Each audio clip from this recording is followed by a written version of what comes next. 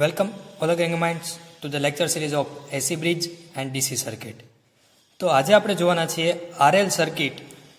એમાં જે પ્રવાહનો વધારો થાય છે એ એટલે કે આરએલ શ્રેણી પરિપથમાં, શ્રેણી એટલે કે સિરીઝ પરિપથમાં, શ્રેણી પરિપથમાં પ્રવાહનો વધારો અથવા કે કરંટ જે છે એનો ગ્રોથ આરએલ સર્કિટ છે, સિરીઝ સર્કિટ એમાં કેવો રીતે થાય છે એ જોવાનું છે. બરાબર. તો તમને અહીંયા આકૃતિ દેખાઈ રહી છે. એ આકૃતિમાં એક બેટરી જોડેલી છે, એની સાથે અવરોધ આર અને ઇન્ડક્ટર એલ એ જોડેલું છે. ઇન્ડક્ટર એલ એટલે કે કોઇલનું છે અથવા એ ગૂંચળું છે. બરાબર, એ જોડેલું છે. હવે એમાં તમારી પાસે, તમે સ્ટાર્ટિંગમાં એમ વિચારી શકો કે તમારી પાસે બે કેસ છે. એક કે ધારો કે સમય જે છે ટી બરાબર 0 છે. ઓકે, ધારો કે સમય ટી બરાબર 0 છે, તો ત્યારે પ્રવાહ આઈ બરાબર પણ 0 હશે. શું કામ? કારણ કે ત્યારે આપણે એમ વિચારીએ છીએ કળ જે છે એ કળ ખુલ્લી છે. ઓકે, કળ ખુલ્લી છે, કળ છે એ ખુલ્લી છે. અને હવે બીજો કેસ છે એ તમારી પાસે કંઈક આવી રીતનો છે કે કળ કે બંધ કરવામાં આવે, એટલે કે કે બંધ છે તો શું થશે? તો કે બંધ કરો એટલે હવે તમે શું કર્યું હતું કે આ સર્કિટ છે પહેલાં અત્યારે ઓપન છે, એટલે કે એમાંથી તો પ્રવાહ પસાર થવાનો છે જ નહીં, કારણ કે સર્કિટ પૂરી જ નથી થતી. હવે સર્કિટ પૂરી કરીએ છીએ, એટલે આવી રીતે કળ જે છે એને આપણે ક્લોઝ કરીએ છીએ. તો શું થશે? તો કે કળ કે બંધ કરીએ તો થશે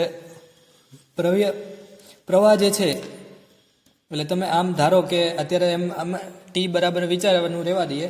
અત્યારે એમ વાંચે કે ટી ટેન્સ ટુ ઇન્ફિનિટી, એટલે કે આપણે એમ માનીએ છીએ કે અનંત સમય પછી અથવા થોડાક વધારે સમય પછી પ્રવાહ આઈ જે છે એ શું થઈ જશે? તો કે I0, એટલે કે મહત્તમ પ્રવાહ થઈ જશે. એટલે કે મહત્તમ પ્રવાહ થઈ જશે.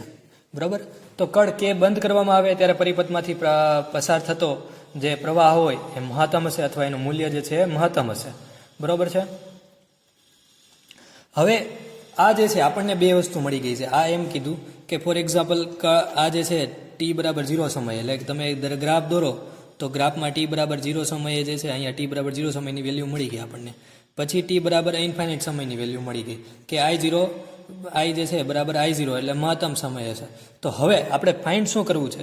તો કે આપણે ફાઇન્ડ એ કરવું છે કે આની વચ્ચે, ઓકે, એની વચ્ચે એનો બિહેવિયર કેવો હશે. So we went to find an equation, okay, which is describe not current at the beginning, not current at the end, but which describe the overall એનું જે ઓવરઓલ જે શું થાય છે એમાં. ઓકે, એટલે પ્રવાહ જે છે ઓવરઓલ એમાં શું ચેન્જીસ આવે છે, એટલે કે અહીંયા છે કોઈ પણ સમય, એટલે ઇન્સ્ટન્ટેનિયસ કોઈ પણ સમયે એ કઈ રીતે પ્રવાહ ચેન્જીસ થતો હશે અથવા એમાં શું ચેન્જીસ આવતા હશે એ આપણે ફાઇન્ડ કરવું છે કે આપણે આ બંનેની વચ્ચે શું થાય છે. Okay, what happens between t = 0 and t = infinite. તો ધારો કે એની માટે આપણે શરૂઆત કરીએ કે ધારો કે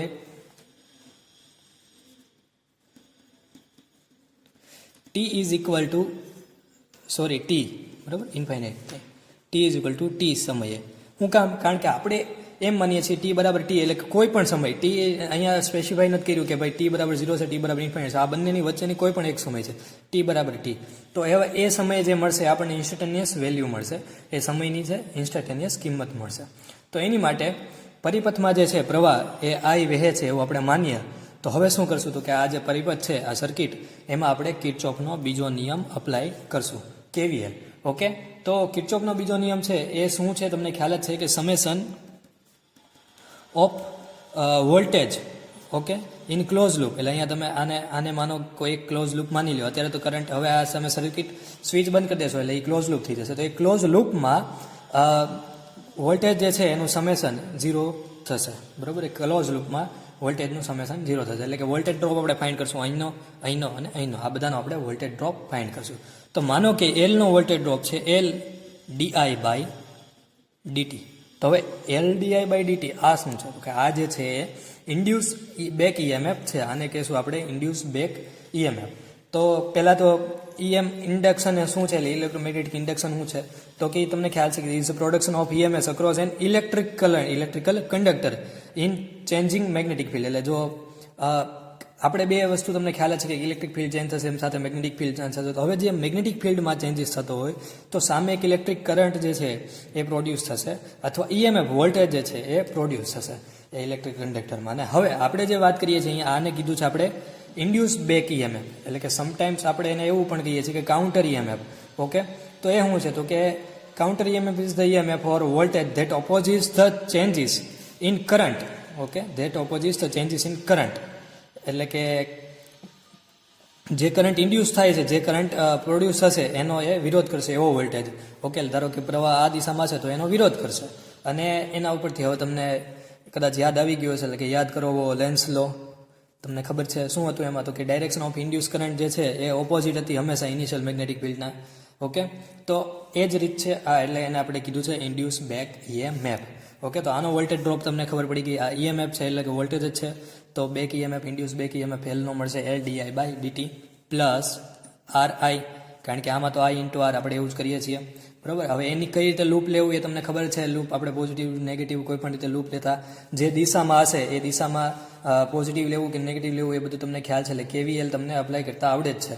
ઓકે, એટલે એ આ જે છે RI થઈ ગયું and is equal to E, એટલે કે આપણા જે વોલ્ટેજ છે એ. બરાબર, તો આને આપણે અત્યારે કહી દઈએ છીએ સમીકરણ નંબર 1. બરાબર, હવે પ્રવાહની કિંમત જે છે મહત્તમ એટલે કે I0 થશે ત્યારે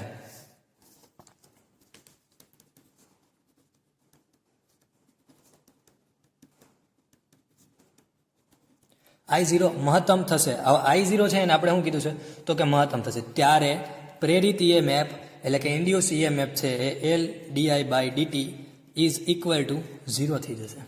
કેમ ભાઈ 0? તો કે હવે આપણે શું કીધું હતું, અહીંયા જ કીધું કે I જે છે I0 થઈ ગયો, એટલે કે અહીંયા તમને મળી ગયો સ્ટેડી કરંટ. ઓકે, કેવો? સ્ટેડી કરંટ અથવા કે કોન્સ્ટન્ટ. હવે સ્ટેડી ને કોન્સ્ટન્ટ કરંટ હોય તો કોન્સ્ટન્ટનું વિકલન શું થાય તો કે અહીંયા dI/dt 0, કોન્સ્ટન્ટનું વિકલન શું થશે 0. એટલે એક એ રીતથી આપણે મેથેમેટિકલી પણ કહી દીધું કે ભાઈ હા LdI/dt ઇઝ ઇક્વલ ટુ 0. હવે બીજી વસ્તુ શું કહીએ છીએ તો કે આપણે એમ કહીએ છીએ જ્યારે સ્ટેડી કરંટ થઈ ગયો, એટલે સ્ટેડી કરંટનો મતલબ એમ છે કે હવે પ્રવાહ જે છે એ ચેન્જ નહીં થતો હોય. હવે પ્રવાહ જો ચેન્જ થતો રહેતો હોય તો જ તે ઇન્ડક્ટર એનો વિરોધ કરે. આપણે હમણાં જોઈ લીધું કે ફ્લક્સ કહેવાય છે, એટલે તો ફ્લક્સ મેગ્નેટિક ફ્લક્સ હશે અને આનો વિરોધ કરશે. પણ હવે ચેન્જ ઓફ કરંટ જે છે એ 0 થઈ ગયો, એટલે કે ચેન્જ ઓફ કરંટ થતું નથી, સ્ટેડી કરંટ છે, તો શું થશે તો કે ઇન્ડક્ટર વિલ નોટ અપોઝ, એટલે આનો વિરોધ ઇન્ડક્ટર જે છે એ એમાં વિરોધ જ નહીં કરે. ઓકે, તો તમે એમ શું કહી શકશો તો કે આ જે સર્કિટ છે એ પ્યોરલી રેઝિસ્ટિવ સર્કિટ બની ગઈ. એટલે કે તમે આમ માની શકો કે આ R છે અને આ E છે, તો આખી સર્કિટ આ સર્કિટ હતી એ સર્કિટ આમાં કન્વર્ટ થઈ ગઈ. તો હવે આની માટે જે વોલ્ટેજ હશે એ વોલ્ટેજ તમને શું આપે તો કે એ વોલ્ટેજ આપશે તમને E is equal to RI0. Okay, હવે આ વસ્તુ અહીંયા સુધીને સમજાઈ ગઈ. તો હવે બીજી એક વસ્તુ કે આટલું હતું, તો હવે આ જ વસ્તુને આપણે મેથેમેટિકલી ગોતવી હોય તો E બરાબર RI0 કઈ રીતે ગોતશું, તો હવે એની માટે આપણે એવું કરશું કે આ જે છે આને સમીકરણ નંબર 2 કહી દઈએ. હવે એ સમીકરણ 2 જે છે, ઓકે, એ સમીકરણ 1માં સમીકરણ 2ની કિંમત મૂકશું. એટલે સમીકરણ 1 છે આ રહ્યો, એમાં આપણે સમીકરણ 2ની કિંમત મૂકી દઈએ. તો હવે અહીંયા શું થઈ જશે, આ વાળું ટર્મ જે છે આ વાળું ટર્મ 0 થઈ જશે. એટલે વધ્યું શું તો કે RI is equal to E. બરાબર, પણ હવે I બરાબર શું છે તો કે I0, એટલે આપણે બે વસ્તુ મૂકી દઈએ, I બરાબર I0 અને સમીકરણ 2ની કિંમત 1માં મૂકીએ તો તમને મળી જશે E is equal to RI0. તો જે સાદો ઓહમ્સ લો છે. બરાબર, તો આ શું કહે છે તો કે આ સર્કિટ એમ કહે છે કે જ્યારે પ્રવાહ મેક્સિમમ થઈ જશે, I બરાબર I0 થઈ જશે, ત્યારે એ ઇન્ડક્ટર જે છે ઇન્ડક્ટર એ ઓપોઝ નહીં કરશે અને સર્કિટ જે છે આખી પ્યોરલી રેઝિસ્ટિવ સર્કિટ થઈ જશે. અને એનો વોલ્ટેજ છે તમે આ રીતે E બરાબર RI0 થી આપી શકશો કે જે ઓહમ્સ લો છે. બરાબર, તો અહીંયા સુધીનું હતું. આપણે જસ્ટ શું કર્યું છે હજી તો કે હજી આપણે કરવું શું, પહેલાં એ વસ્તુ આપણને ખ્યાલ હોવી જોઈએ કે આપણે ફાઇન્ડ કરવો છે કરંટ. તો કયો કરંટ તો કે ગમે એ સમયે 0 થી ઇન્ફાઇનાઇટ, એટલે એમાં ગમે એ સમયે શું થાય છે એ જોવું છે. એટલે આપણે પ્રવાહ I ફાઇન્ડ કરવો છે, પણ કયો હતો કે કોઈ પણ સમય માટે પ્રવાહ I ફાઇન્ડ કરવો છે. તો હવે શું કરશું તો હવે આપણે કરશું એવું, સમીકરણ 3ની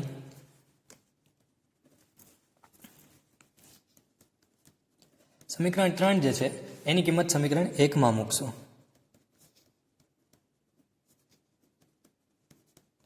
તો હવે સમીકરણ 3 કયું છે?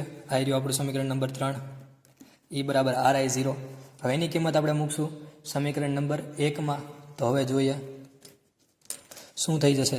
તો કે પહેલાં E બરાબર RI0 બરાબર LdI/dt પ્લસ RI, બરાબર, સોરી, બરાબર. તો RI0 LdI/dt પ્લસ RI. તો આ રીતનું આટલું આપણે લખ્યું છે. ક્યાંથી મળ્યું? તો કે અહીંયા આના ઉપરથી મળેલું છે. ઓકે, તો અહીંયા આપણે શું કર્યું? માત્ર E બરાબર RI0 એટલે સમીકરણ નંબર 3ની કિંમત અહીંયા મૂકી દીધી છે. એટલે RI0 RI plus L into DI/dt. તો તમને આ વસ્તુ મળી ગઈ છે. હજી હવે શું કરશું આપણે I જે છે ને સૂત્રનો કરતા બનાવવો છે. તો પહેલાં જે I વાળા ટર્મ છે એને સાથે લઈએ. તો કે RI0 માઇનસ RI આવું થશે, ઇઝ ઇક્વલ ટુ થઈ જશે L DI/dt. ઓકે, હવે અહીંયાથી આપણે R કોન્સ્ટન્ટ નીકળે છે, કોમન નીકળે છે. તો કોમન કાઢી લઈએ એટલે RI0 minus I L DI/dt કંઈક આવું થઈ જશે. ઓકે, DI/dt છે. હવે I જે છે I0 માઇનસ I અને L DI/dt છે. પણ હવે આપણે ફાઇન્ડ કરવું છે I. તો આપણે શું કરશું? તો આપણે જે ટુ ફાઇન્ડ I આપણે શું કરશું? સેપરેટ કરશું બધા વેરિયેબલ જે છે. એટલે કે I વાળો I સાથે લઈ જશું, T વાળું T સાથે લઈ જશું. એવી રીતે આપણે I ને ગોતી શકશું. અને પછી શું કરશું? તો કે એનું ઇન્ટિગ્રેશન. કારણ કે અહીંયા જુઓ આ DI છે ને, DI છે, આપણે I ફાઇન્ડ કરવું છે. એટલે આનું ઇન્ટિગ્રેશન કરવું જ પડે, વિકલન કરવું પડે, તો એ Iમાં કન્વર્ટ થઈ જાય. બરાબર. તો એટલા માટે હવે શું કરશું? તો કે સેપરેટ કરશું વેરિયેબલ્સને અલગ અલગ. એટલે કે અત્યારે આમ કહીએ DI upon I0 minus I. એટલે I વાળા, એટલે આ ટીમ એક ટીમ આમ પાડી દીધી કે I વાળા, તો તમે બધા I વાળા I સાથે, અને બાકીના બધાને આપણે બીજી ટીમ કહી દીધી કે જેને કહી દીધી T ટીમ. એટલે R upon L into DT. Okay, તો આવી રીતે આપણે બે ટીમ પાડી દીધી. એવું શું કામ કર્યું? આને કહેવાય છે સેપરેશન ઓફ વેરિયેબલ્સ. અને એવું શું કામ કર્યું હતું? કે આપણે એનું ઇન્ટિગ્રેશન કરીને આપણે આઈની કિંમત ફાઇન્ડ કરવી છે. એટલે હવે શું કરશું? I ફાઇન્ડ કરવું હોય તો સંકલન લેવું પડે, ઇન્ટિગ્રેશન કરવું પડે. તો હવે સંકલન લેતા બંને બાજુ સંકલન લઈએ તો શું થશે? તો કે અહીંયા પહેલાં આવી રીતે લખી નાખીએ DI I0 minus I is equal to integration RL DT. બરાબર. હવે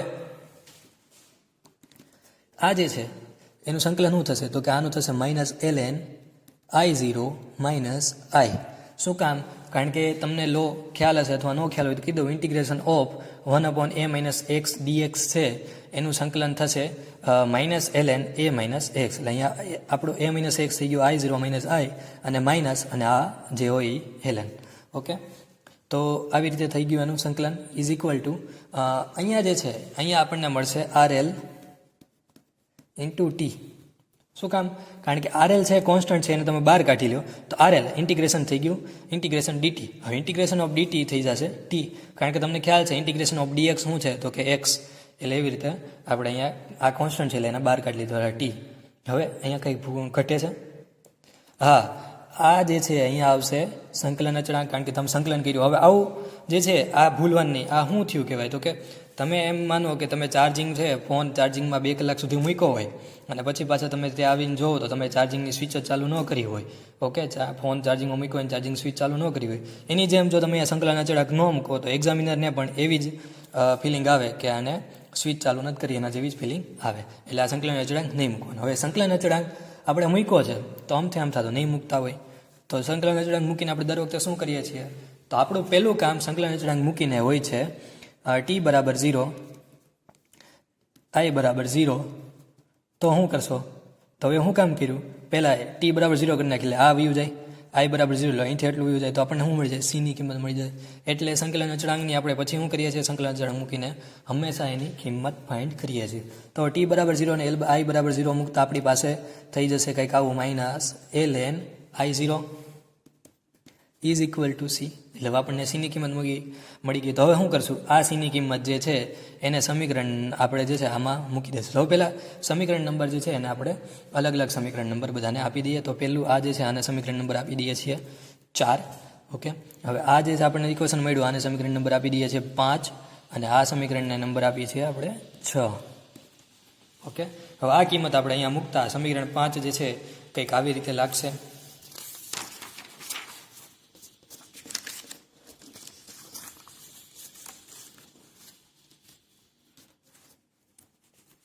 માઇનસ ln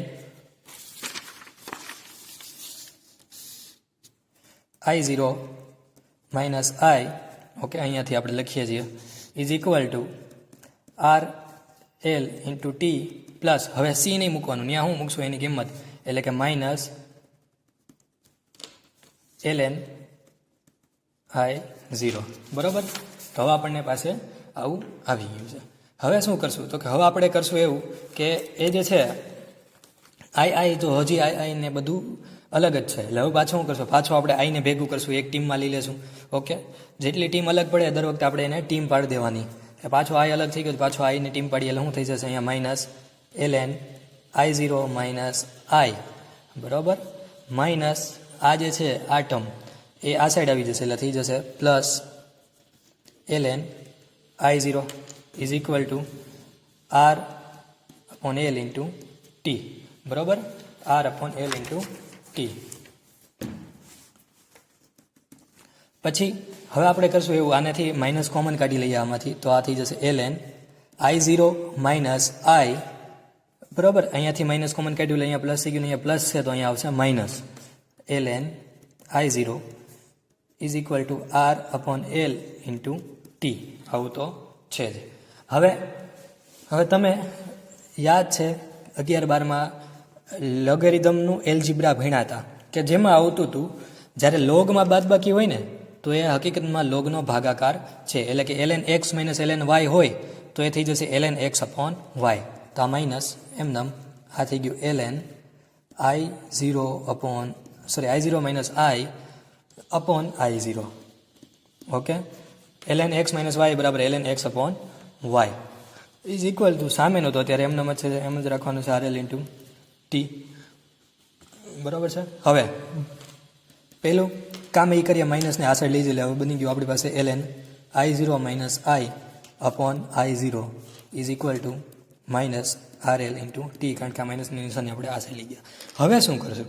તો કે હવે તમે જુઓ તો આપણો હેતુ શું હતો? હેતુ હંમેશા છે ને, એટલે જીવનમાં આપણે લક્ષ્ય યાદ રાખીએ છીએ, એની જેમ આપણે પણ જ્યાં પણ જે કામ કરતા હોય એમાં લક્ષ્ય યાદ રાખીએ. આપણો હેતુ શું છે? લક્ષ્ય શું છે?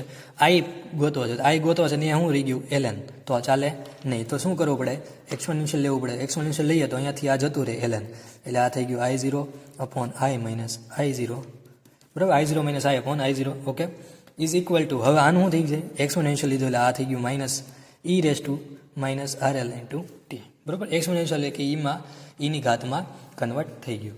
હવે હજી શું કરવું છે? આપણે આઈ ફાઇન્ડ કરવો છે. આઈ ફાઇન્ડ તો શું કરશું? હજી સાદુરૂપ આપશું કે જેથી કરીને આઈ અલગ થઈ જાય. તો I0 અપોન I0 એટલે કે 1 અને minus I upon I0 is equal to E minus R upon L into T. બરાબર છે. હવે I અપોન I0 ને સૂત્રનો કરતા બનાવીએ, સબ્જેક્ટ ઓફ ફોર્મ્યુલા બનાવતા આ થઈ જશે E જે છે એટલે એમાંથી 1 માઇનસ આમ કરી નાખ્યો તો આ પ્લસમાં થઈ ગયું, એટલે 1 minus E minus RL into T. બરાબર. તો શું કર્યું આપણે? I અપોન I0 હજી અલગ પાડ્યું તો હજી I મળ્યો છે નહીં. તો હવે I કેટલો દૂર છે? તો કે હવે દિલ્હી બહુ દૂર નથી, એટલે કે I તરત મળી જશે.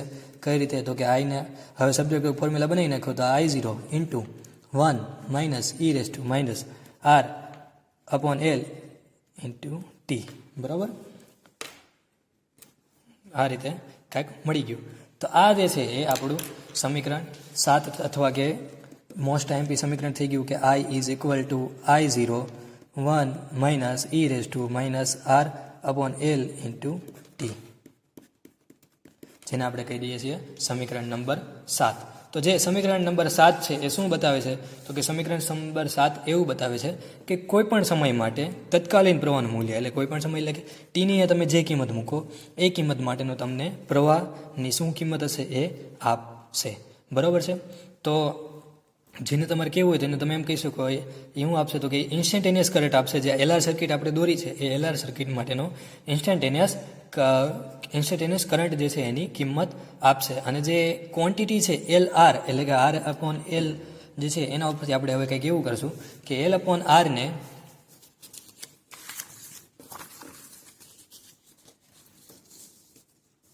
એલ અપોન આરને સમય અચળાંક અથવા કે એનો ટાઈમ કોન્સ્ટન્ટ ધારશું.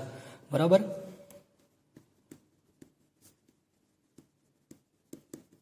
તો એવું કેમ કર્યું ભાઈ? તો પહેલાં એ વિચારવાનું કે હવે આ શું છે, તો કે આ જે છે આખું છે 1 minus e raise to minus R L upon T. હવે આને તમે ભૂલી જાઓ તો આ થઈ ગયું e raise to minus R L upon T. હવે એલ આર અને ટી ને આ બધું છે, તો હવે ઈ જે છે તમને યાદ હશે એક્સપોનેન્શિયલને અત્યાર સુધી તમે કોઈ એકમમાં કીધું છે કે ભાઈ આટલા વોલ્ટ એક્સપોનેન્શિયલ જે છે અથવા આટલા કિલોગ્રામ, એવું નહીં આવે. એક્સપોનેન્શિયલ જે છે એ કોઈ કિંમત આવશે અને એ એક્સપોનેન્શિયલની સાચો ઇન્ટરપ્રિટેશન જે છે તમે ફાઇન્ડ કરશો અથવા તો તમને વધારે મજા આવશે કે સાચું લોગ શું કહેવા માંગે છે, સાચું એક્સપોનેન્શિયલ શું કહેવા માંગે છે. તો એ શું આવશે તો કે ઓલમોસ્ટ ઓલવેઝ નંબર જ હશે. એટલે કે અહીંયા તમારે એવું કરવું પડે કે જેથી કરીને આ નંબર આવે. તો શું કરવું પડે? આને અચળાંક અથવા એકમ રહિત કરવો હોય તો શું કરવું પડે? અહીંયા ટી છે તો એને આપણે ટી વડે ભાંગી નાખીએ તો શું થઈ જાય, અથવા એમાં આર અપોન એલ છે એને આપણે એને ઊંધું કરીએ એટલે કે એલ અપોન આરને ટી કહી દઈએ તો શું થઈ જશે? ટી અપોન ટી એટલે એ એકમ રહિત થઈ જશે. એટલા માટે આપણે આવું કરેલું છે. તો હવે જોઈએ ટી બરાબર એલ અપોન આર. તો હવે સમીકરણ નંબર 7 કંઈક આવું થઈ જશે. આઈ બરાબર I0 1 minus e raise to minus, હવે એલ અપોન આર ને ટી લીધું છે એટલે આર અપોન એલ છે તો આ થઈ જશે 1 અપોન ટી ઇન્ટુ ટી. બરાબર. એટલે આ શું થઈ ગયું તો કે -1 એટલે I is equal to I0 1 minus e raise to minus 1. બરાબર. તો આવી રીતે કંઈક થઈ ગયું છે. હવે કિંમત જે છે આઈની 1 ઈ રેસ ટુ માઇનસ 1ની કિંમત એ અહીંયા પહેલાં ફાઇન્ડ કરી નાખીએ. ઈ રેસ ટુ માઇનસ 1 એટલે થઈ ગયું 1 અપોન ઈ બરાબર શું છે તો તમને ખ્યાલ છે 1/27182. ઓકે, ઈ બરાબર છે 27182 એટલે 0.3678 3678. ઓકે, તો એ કિંમત અહીંયા મૂકી દઈએ તો આ થઈ ગયું આપણું I is equal to I0 1 minus 0.3678. બરાબર. તો આપણે ફાઇનલ આન્સર મળી ગયો I is equal to 0.632 I0. Okay, I બરાબર થઈ ગયો 0.632 I0. તો હવે આપણે શું કરશું તો કે આ સમય અચળાંક આપણે અહીંયા કહી તો દીધો સમય અચળાંક. હવે એની વ્યાખ્યા આપણે એવી રીતે કહીશું કે જે એલઆર શ્રેણી પરિપથ જે આપણે લીધો છે, આપણી જે સર્કિટ છે એ એલઆર શ્રેણી પરિપથમાં પ્રવાહને શૂન્યથી લઈને, એટલે આપણે કેમ કીધું ટી બરાબર 0 એ I બરાબર 0 છે, તો હવે પ્રવાહ શૂન્યથી લઈને પ્રવાહ મહત્તમ થાય એટલે કે I બરાબર 0 એટલે કે 0.632 I0ની કિંમત પ્રાપ્ત કરે. એટલે કે શૂન્યથી લઈને 0.632 I0ની કિંમત પ્રાપ્ત કરવા માટે જે સમય લાગે, ઓકે, અહીંથી અહીંયા પહોંચવા માટે એને જે સમય લાગે, ઓકે, એ સમયને પરિપથનો સમય અચળાંક અથવા એલઆર અચળાંક કહેવાય છે. ઓકે, તો આ સમય અચળાંક એલઆર થઈ ગયો. હવે જ્યાં I0 શું છે તો I0 તમને ખબર છે મહત્તમ પ્રવાહ અથવા પ્રવાહની મહત્તમ કિંમત છે. બરાબર છે. તો આપણને જે સમીકરણ મળ્યું છે છેલ્લું, એ સમીકરણમાં આપણને સાચી કિંમત મળી છે કે ખોટી એ જોવું છે આપણે. તો શું કરશું તો કે એની માટે આપણે જે સમીકરણ મળ્યું છે એમાં કંઈક કિંમત મૂકશું અથવા એની માટેનો ગ્રાફ દોરશું તો આપણને કંઈક ગ્રાફ આખો મળી જશે. તો એ ગ્રાફ અત્યારે દોર્યો અહીંયા આવી રીતે. સમય જે છે પ્રવાહ વિરુદ્ધ સમયનો ગ્રાફ દોર્યો છે. પ્રવાહ જે છે એને આપણે y અક્ષ ઉપર ને સમયને x અક્ષ ઉપર રાખ્યો છે. તો હવે શું છે એમાં શું દેખાડે છે તો કે આ જે છે t બરાબર 0 દેખાડે છે થી લઈને t બરાબર ઇન્ફાઇનાઇટ સમય દેખાડે છે. પણ એમાં એલઆરની કિંમત જે છે એ વધારે છે, પછીનામાં મીડિયમ એલઆરની કિંમત છે અને પછીનામાં લો એલઆરની કિંમત છે. તો આ વસ્તુ શું દેખાડે છે તો કે જો સમય જે છે એલ અપોન આરની કિંમત ઉપર ડિપેન્ડ કરે છે, એટલે કે એલ અપોન આરની કિંમત વધારે તો હું કહી શકું તો કે પ્રવાહને મહત્તમ કિંમત પ્રાપ્ત કરવા માટે વધારે સમય લાગશે. બરાબર છે. અને એલ અપોન આર જો અહીંયા વધારે સમય લાગશે, પછી એલ અપોન આર જે છે એની કિંમત ઓછી તો એને બહુ ઓછો સમય લાગશે અને મધ્યમ તો એને મધ્યમ સમય લાગે. હવે ટી બરાબર 0 માટે I બરાબર 0 છે જ તે, પણ હવે ટી બરાબર ઇન્ફાઇનાઇટ માટે આપણે ગોતવું હોય અથવા જોવું હોય કે I બરાબર I0 આવે છે કે નહીં, તો અહીંયા આપણે ઇન્ફાઇનાઇટની કિંમત મૂકીએ તો આ થઈ જશે I0 1 minus e raise to minus infinite into t, એટલે એની કાંઈ જરૂર છે નહીં. એટલે આ થઈ ગયું I0 1 minus e raise to minus infinite છે, એટલે 1 upon e raise two infinite થઈ ગયું. હવે 1 upon e raise two infinite એટલે શું થઈ ગયું? તો કે એ થઈ ગયું infinite. e raise two infinite એટલે ઇન્ફાઇનાઇટ, એટલે 1 અપોન ઇન્ફાઇનાઇટ, એટલે 1 અપોન ઇન્ફાઇનાઇટ શું થઈ ગયું? તો એ થઈ ગયું 0, એટલે 1 માઇનસ 0. તો પ્રવાહ I ઇઝ ઇક્વલ ટુ શું મળી ગયું? I0. બરાબર. ક્યારે? તો કે t બરાબર 0 એ I બરાબર 0 અને t બરાબર ઇન્ફાઇનાઇટ એ I બરાબર I0. ઓકે. તો આ હતું સમયનો વધારો. ઓકે, એટલે કે પ્રવાહનો વધારો. જે RL સર્કિટ આપણે લીધી છે, આ LR સર્કિટ અથવા RL સર્કિટ જે છે એ સર્કિટમાં પ્રવાહનો કઈ રીતે વધારો થાય છે એટલે વધારો કઈ રીતે થયો? તો આપણે અહીંયા તમે જુઓ છો તો ધીમે ધીમે વધારો થાય છે. તો એ વધારો શું છે? એ સમય અચળાંક છે. આપણે જોઈ લીધું કે કેટલા સમયમાં એ 0 થી લઈને 0.632 I0 પહોંચે છે, એને એનો સમય અચળાંક LR કહીએ છીએ અને એ સમય છે. તો આ જે છે, હવે નેક્સ્ટ લેક્ચરમાં આપણે જોશું RL સર્કિટમાં જે પ્રવાહનો વધારો જોયો એવી રીતે આપણે જોશું RL સર્કિટમાં પ્રવાહનો ઘટાડો. Okay, thank you so much.